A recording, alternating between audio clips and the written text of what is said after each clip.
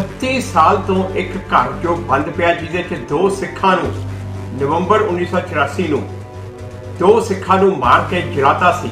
वो सिखां नूं मारन दा ते नाले उन्हां नूं जलाउण दा ਇਹ 1 नवंबर ਨੂੰ शुरू तो होए ते ਇਹ ਸਾਰੇ जो उत्थे सिखां दा कतलेआम होया वो उत्थों दा जिहड़ा डीएम सी बरजिंदर ਉਹਦੇ ਕਰਕੇ होया, किसी नूं अरेस्ट नहीं कीता।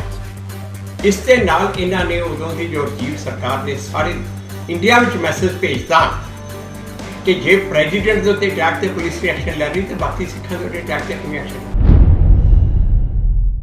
अज दे इंडियन एक्सप्रैस दे विच आ इंडियन एक्सप्रैस आ फ्रंट पेज से ये दिल्ली का है नैशनल जो पेपर आ ये फ्रंट पेज से आई आ 36 years after Sikh riots team picks up the evidence from the locked Kanpur house।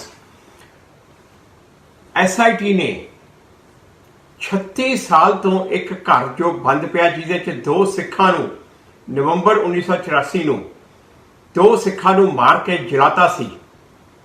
वो घर उदों दा बंद रखिया वा। हुण जो SIT पॉइंट हुई है कानपुर का वाकया है।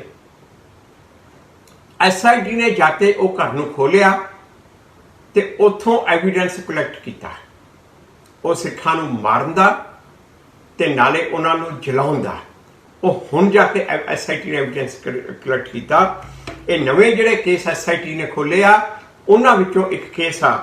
इस दे विच 1 नवंबर नूं तेज प्रताप सिंह जो 45 साल दे सी ते उनका बेटा सतपाल सिंह जो सिर्फ 22 साल का सी, उन्होंने मॉब ने मारिया। ये कानपुर का वाकया ते ये जिहड़ा कानपुर दे विच जो इंसीडेंट होए ये 1 नवंबर नूं शुरू तो होए ते ये सारे जो उत्थे सिखां दा कतलेआम होया वो उत्थों दा जिहड़ा डीएम सी बरजिंदर ਉਹਦੇ करके होया। उसने आप कोले खड़ खड़ के मौत तो सिखां नूं कतल करवाया। ये मैनू याद आ वो 1985 च जदों मिश्रा कमिशन अपॉइंट होया ते उदों मैं भी कानपुर गया सी। उत्थे कमेटी बनाई सी, उत्थे हरबंस सिंह भल्ला हुंदे सी जो कानपुर दे विच एक बड़े वड्डे लीडर सी।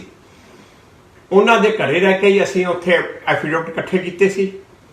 ये भी एफिडेविट जो इन्हां दे तेज प्रताप सिंह दे दूजे बेटे का एफिडेविट है, ये भी एफिडेविट मिश्रा कमिशन दे विच उन्होंने एफिडेविट दिता सी ते उसी दे बेस के उत्ते ये हुण प्रोसीडिंग जिहड़ियां चल रही हैं।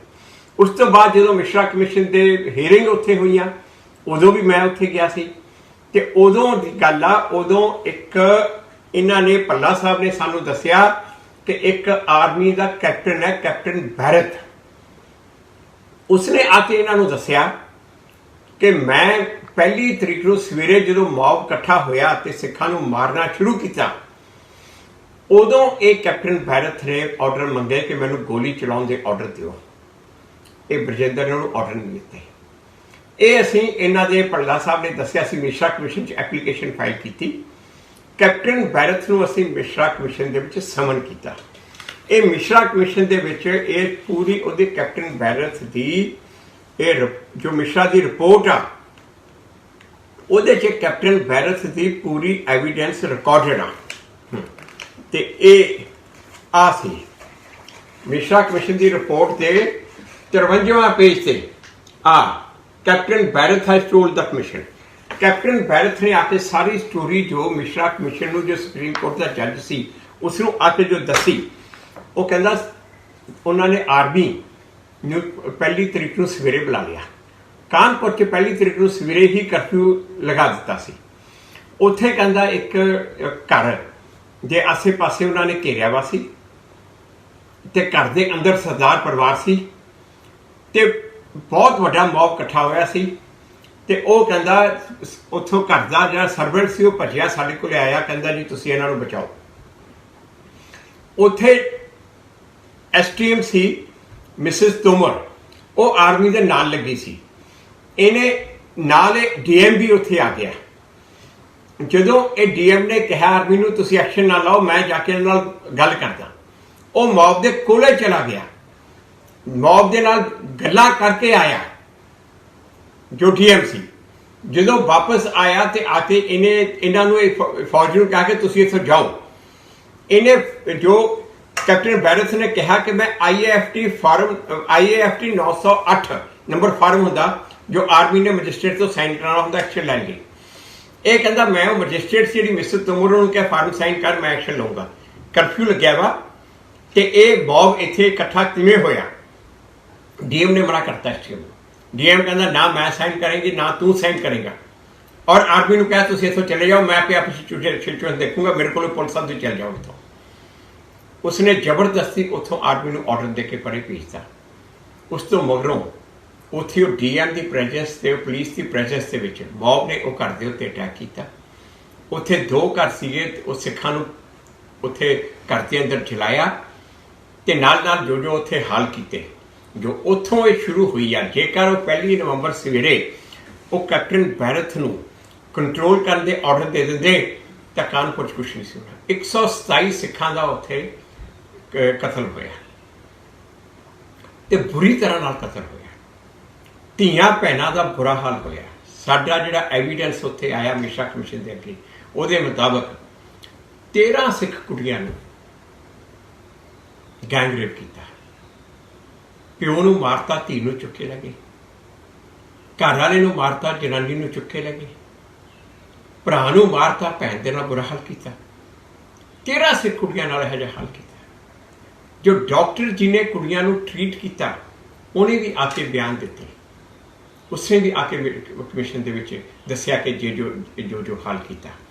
ਮਿਸ਼ਰਾ ਕਮਿਸ਼ਨ ਨੇ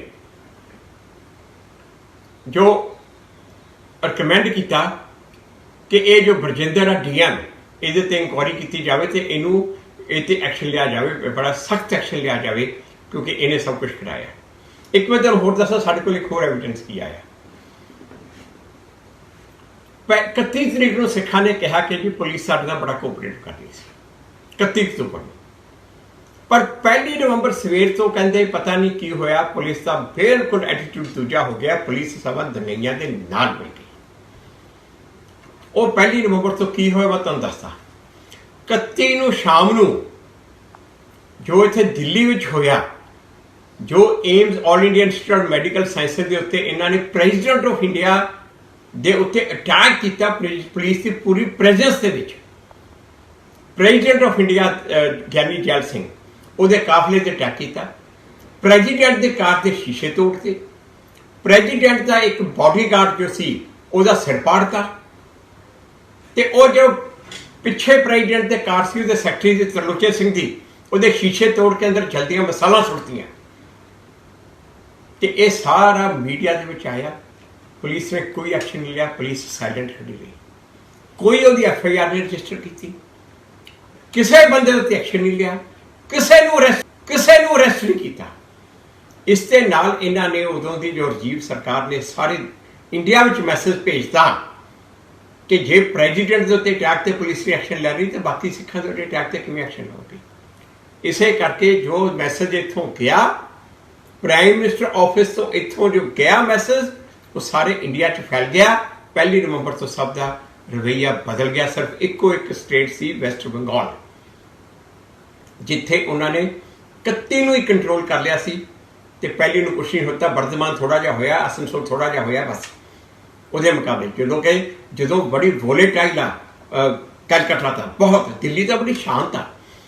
ਤੇ ਇਹ ਇਸ ਤਰ੍ਹਾਂ ਤੇ ਇਹ ਜਦੋਂ ਮਿਸ਼ਰਾ ਕਮਿਸ਼ਨ ਨੇ ਰਿਕਮੈਂਡ ਕੀਤਾ ਕਿ ਬਰਜਿੰਦਰ ਦੇ ਅਗੇਂਸਟ ਐਕਸ਼ਨ ਲਓ, ਐਕਸ਼ਨ ਤਾਂ ਕੀ ਲੈਣਾ ਸੀ।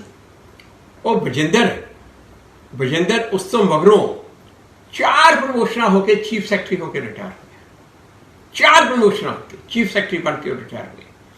ਹੁਣ ਜਦੋਂ SIT ਨੇ ਕੇਸ ਰੀਓਪਨ ਕੀਤੇ ਆ, ਹੁਣ ਅਸੀਂ SIT ਨੂੰ ਇਹ ਲਿਖ ਰਹੇ ਹਾਂ ਤੇ UP ਸਰਕਾਰ ਨੂੰ ਇਹ ਲਿਖ ਰਹੇ ਹਾਂ ਕਿ ਬਰਜਿੰਦਰ ਵਾਲਾ DM ਵਾਲਾ ਵੀ ਕੇਸ ਰੀਓਪਨ ਕਰੋ। ਇੱਕ ਕੌਨਸਪੀਰੇਸੀ ਦੇ ਵਿੱਚ DM ਨੂੰ ਨਾਲ ਮੁਲਜ਼ਮ ਬਣਾਓ ਕਿ DM ਨੇ ਜਿਹੜਾ ਕੋਲੇ ਖੜੇ ਹੋ ਕੇ ਆਰਮੀ ਨੂੰ ਭੇਜ ਕੇ ਸਿੱਖਾਂ ਨੂੰ ਮਰਵਾਇਆ, ਉਹ DM ਨੂੰ ਨਾਲ ਕੌਨਸਪੀਰੇਸੀ 'ਚ ਨਾਲ ਮੁਲਜ਼ਮ ਬਣਾਓ, ਉਹਨੂੰ ਵੀ ਨਾਲ।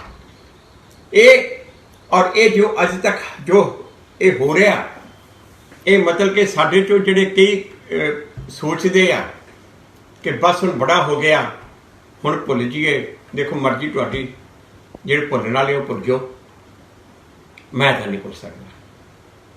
होर भी मेरे नाल कुछ कह के नहीं। देखो अज आपां ज्यूज दीयां गल्लां करदे हां, ज्यूज दा तुसीं देख लो, वो तो 1940-42 दीयां गल्लां नहीं, वो अजे तक नहीं भुली, उन्होंने परस्यू कर रही है दुनिया। वो कमां नूं याद करती है जिहड़ियां कमां अपने ते तशद्दुद होए, भुलदियां नहीं, भुलदियां नहीं, ते उन्हां नूं अगे लॉजिकल एंड तक लैके जांदे आ। ये अपने आप में एक स्ट्रोंग कौम दिखाने के वास्ते बहुत जरूरी आ। ते अज भी ये केस देखो, छड्डांगे नहीं, भुलांगे नहीं, लैके जावांगे, अखीर तक लैके जावांगे। हुण बजिंदर नूं फिर इहदे विच मुलजिम बना के हुण फिर ये नवीं SIT दे विच कार्रवाई शुरू करावांगे। मैं अज दी खबर सी तां तुहानूं इहदे बारे मैं क्या दसां, इहदे बारे जानकारी दित्ती है। जो होर डिवेलपमेंट होगी तुहानूं समय समय ते दसदे रहांगे।